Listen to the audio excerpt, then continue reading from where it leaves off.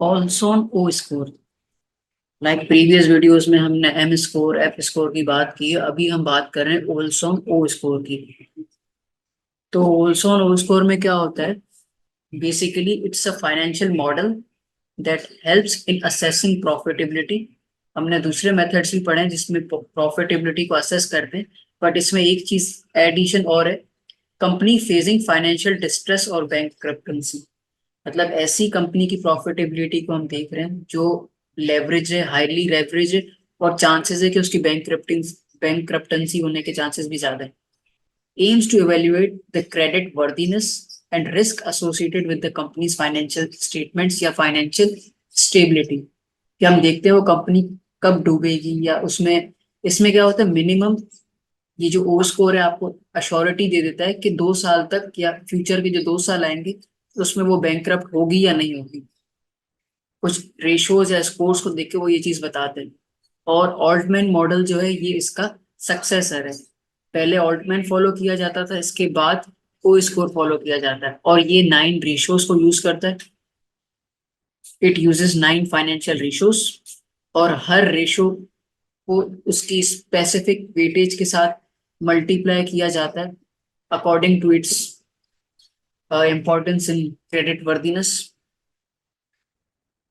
और जैसे मैं पहले भी बता चुका हूँ, predictor of bankruptcy with the 2 year period.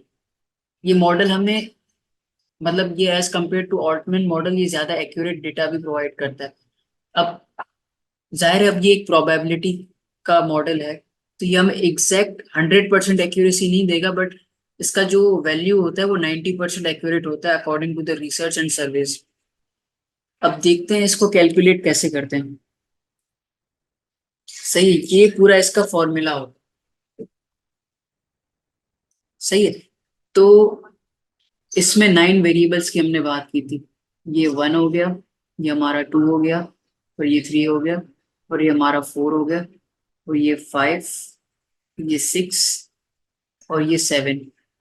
अभी हमने कहा था 9 वेरिएबल्स यूज होंगे, लेकिन अभी हमने 7 किए, तो 7 ये हो गए, ये 8 जो y लिखा हुआ है, और जो 9th वेरिएबल है वो कौन सा है, x वाला है।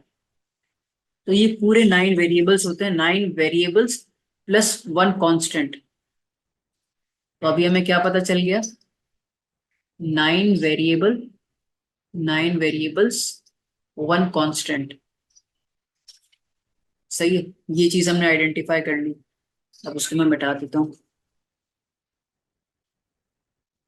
अब इस फॉर्मूले में एक चीज और है कि मेजॉरिटी जितनी भी चीजें हैं ना वो माइनस हो रही है।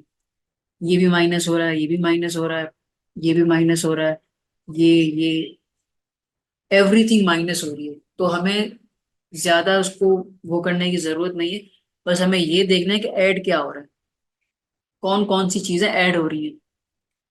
तो ऐड हमारा क्या हो रहा है, टोटल एसेट डिवाइडेड बाय, और sorry total liabilities divided by total assets, और current liabilities divided by current assets. दोनों सेम है, वो टोटल लाइबिलिटीज हैं, ये करंट लाइबिलिटीज या करंट एसेट्स की बात हो रही है। और थर्ड चीज क्या ऐड हो रही है, ये variable Y, Y variable add हो रहा है। तो हमने आइडेंटिफाई कर लिया कि इस फॉर्मूले में क्या क्या चीजें ऐड हो रही है। Total asset divided, total liabilities divided by total assets, current liabilities divided by current asset, और वो चीजें ऐड करनी है जो वेरिएबल वाई के साथ आती है। और जो वेरिएबल वाई होता है वो यूजुअली 0 होता है, वो हम देखेंगे क्यों।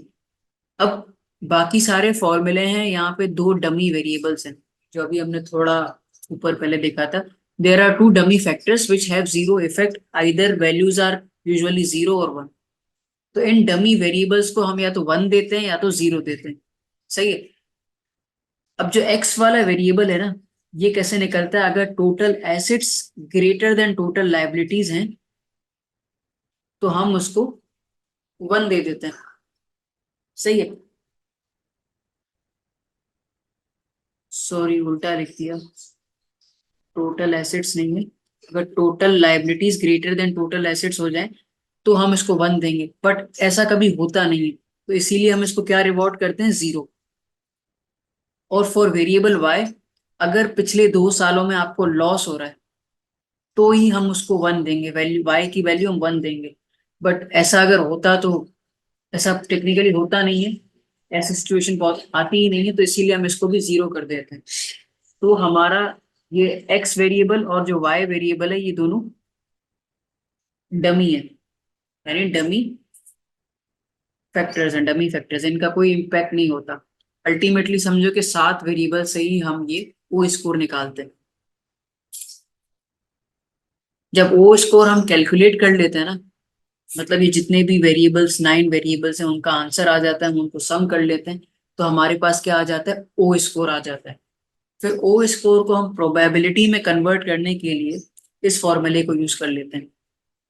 सही है। और जो भी ओ स्कोर आता है ना वो पावर में आता है, ये कैलकुलेटर में होता है एक्सपोनेंशियल, और ऊपर इसकी पावर में आप पूरा ओ स्कोर लिख दोगे, फिर 1 प्लस एक्सपोनेंशियल उसकी पावर में आप ओ स्कोर लिख दोगे, तो आपके पास probability to failure, probability to default, या प्रोबेबिलिटी टू बैंक आ जाएगी। तो इसका कट ऑफ क्या है, 50% है या 0.5 है। अगर वैल्यू 0.5 पे है तो समझो आप मतलब कट ऑफ पे खड़े हो, फेल भी हो सकते हो, नहीं भी फेल हो सकते। लेकिन अगर 0.5 से वैल्यू बड़ी हो जाती है तो इसका मतलब क्या, आपके फेलियर के चांसेस या बैंकरप्ट होने के चांसेस इंक्रीज हो रहे हैं। लेकिन अगर वैल्यू 0.5 से कम जा रही है तो उसका मतलब क्या, आप फेलियर से थोड़ा दूर हो। मतलब आने वाले 2 साल में तो आप बैंकरप्ट नहीं होगे, फ्यूचर में जाके हो सकते हो, तो वो अगले साल या जब स्कोर रिवाइज होगा तब पता चलेगा। सही है, क्योंकि हम ये जितनी भी वैल्यूज निकालेंगे वो closing values of the balance sheet से निकालेंगे या इनकम स्टेटमेंट से निकालेंगे, तो वो उस डेटा के हिसाब से बता रहा हो। सही है। तो हमारे पास ये सवाल है, ये शायद मैंने पिछली पिछली वीडियो में भी यही सवाल यूज किया था, क्योंकि इसकी वैल्यूज पूरी हैं और इजी टू कैलकुलेट हैं। चलो अब हम इसको कैलकुलेट कर लेते हैं। तो पहला हमारे पास क्या आता है, total assets upon gross national product index. ये वाली जो चीज होती है ना, ग्रॉस नेशनल प्रोडक्ट इंडेक्स, या तो आप इसको गूगल करोगे, या तो पेपर में गिवन होगा, गिवन इन पेपर। सही है। तो ये सारे 9 वेरिएबल्स मैंने यहाँ पे लिख दिए। सही है। अब मैं इनको कैलकुलेट करके आपको दिखाता हूँ, फिर हम इसकी स्कोर की कैलकुलेशन करते हैं। हमारा जीएनपी इंडेक्स 1.2 है, ये मैंने अजम्पशन ली है क्योंकि हमारे टीचर ने क्लास में जीएनपी इंडेक्स को 1.2 कंसीडर करवाया था। ठीक है। तो पहला रेशो जब हमने कैलकुलेट किया वो कैसे था, total asset divided by gross national product index, और वो लॉग में लेना था। तो हमारा टोटल एसेट कितना था, 162.648, और ये यहाँ से उठाया मैंने, ये हमारे ईयर एंड के टोटल एसेट्स हैं, और जीएनपी इंडेक्स हमारा 1.2 है, और ये हमने फॉर्मूले में डाला और कैलकुलेटर में ये सारी वैल्यूज प्लग इन की, तो हमारे पास 5.132 आ गया। अब total liabilities divided by total assets, जिसको मैं कहता हूँ टाल्टा। तो total liabilities divided by total asset निकालने का वैल्यूज उठा के हमने ये रेशो निकाल लिया। टोटल एसेट्स हमारे कितने थे, 162,648, ये पहले ही हम फर्स्ट वेरिएबल में यूज कर चुके हैं। अब टोटल लाइबिलिटीज की बात आती है। टोटल लाइबिलिटीज के लिए मैंने क्या किया, current liabilities plus total long term debts को ऐड कर दिया, तो टोटल लाइबिलिटीज भी आ गई मेरे पास, तो उसका भी मैंने वेरिएबल निकाल दिया। Working capital to total asset ratio, वक्टा, WCTA, ताकि इसको हमें रिमेम्बर करने में याद हो जाए। तो वर्किंग कैपिटल कैसे निकालते हैं, current asset minus current liabilities, current asset minus current liabilities, यानी 75,000 में 68,000 समथिंग मैंने माइनस कर दिया, तो मेरे पास आ गया 6,710। तो इससे मैंने ये वाला रेशो भी निकाल दिया। Current liabilities divided by current assets, ये भी आप निकाल सकते हो, बहुत ईजी होता है। ये करंट रेशो का उल्टा होता है। करंट रेशो में current asset divided by current liabilities होता है, बट इसमें current liabilities divided by current assets. सही है। और इफ, और फिफ्थ वेरिएबल कैसे निकालते हैं, total liabilities greater than total assets, तो 1 देंगे, अगर नहीं है तो 0 दे देंगे।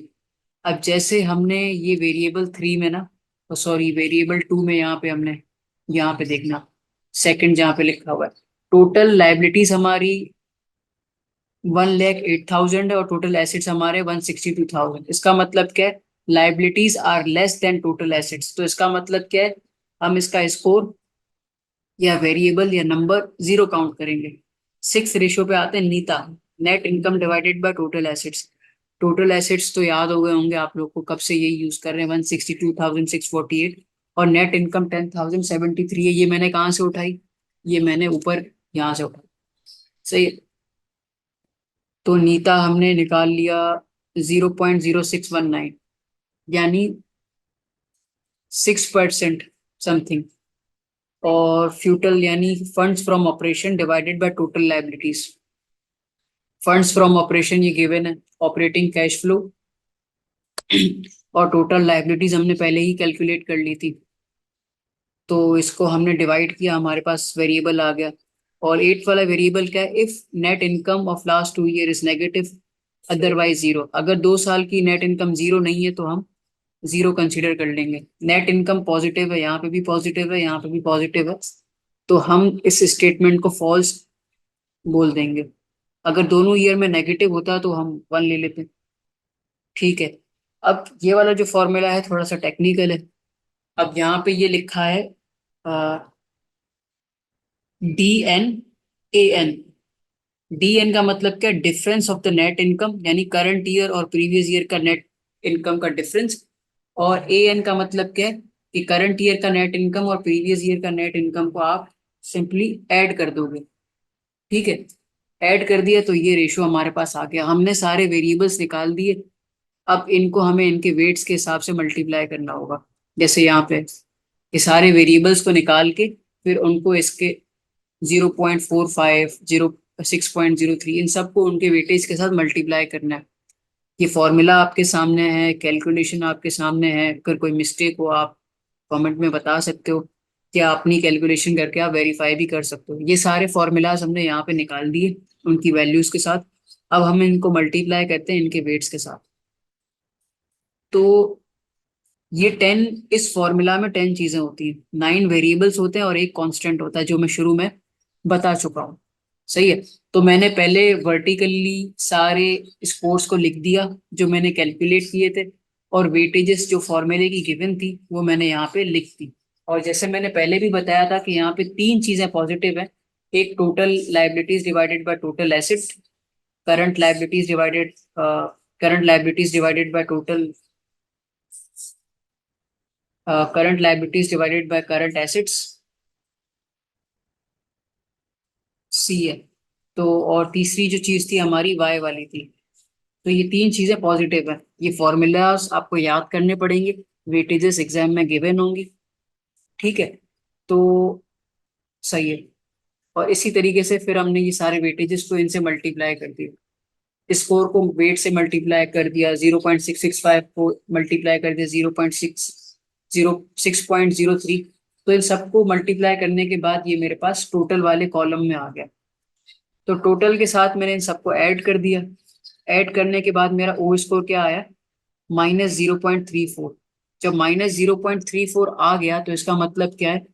ये मेरे पास ओ स्कोर आया है। क्या है? ओ स्कोर आया है। और जो हमारा फाइनल आंसर आता है या तो वो डेसिमल में आता है या तो वो प्रोबेबिलिटी में यानी परसेंटेज में आता है। तो मैंने जो पहले फॉर्मूला बताया था उसी फॉर्मूले में मैंने इसको प्लग इन कर दिया। एक्सपोनेंशियल यानी ई की पावर में हमने ओ स्कोर डाला, 1 + ई की पावर में ओ स्कोर डाल के हमने आंसर निकाल लिया। तो हमारा कट ऑफ पॉइंट क्या था? 50%। और हमारा आंसर क्या है? <<50%। यानी हम कट ऑफ वाली सिचुएशन से तो बाहर निकल चुके हैं, यानी हम फेलियर की कंडीशन में नहीं है। सही है।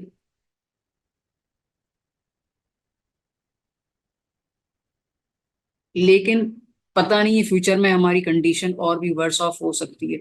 जो हमारे प्रोफेसर ने हमें स्कोरिंग बताई थी उस पर भी मैं कमेंट कर देता हूँ।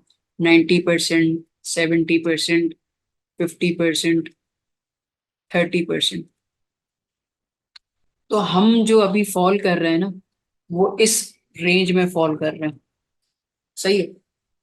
तो ये होता है एक्सट्रीम, ये होता है एक्सट्रीम कंसर्न, ये होता है very high concern, very high concern, और ये होता है हाई कंसर्न, मतलब इस पे सोचने की बात है। हाई कंसर्न होता है और इस पे होता है माइल्ड कंसर्न। Mild concern. तो हम अभी मतलब थोड़ा बहुत सोचना चाहिए हमें, बट अभी इतना अगले 2 साल में हम बैंकरप्ट नहीं होंगे क्योंकि हम कट ऑफ से नीचे हैं।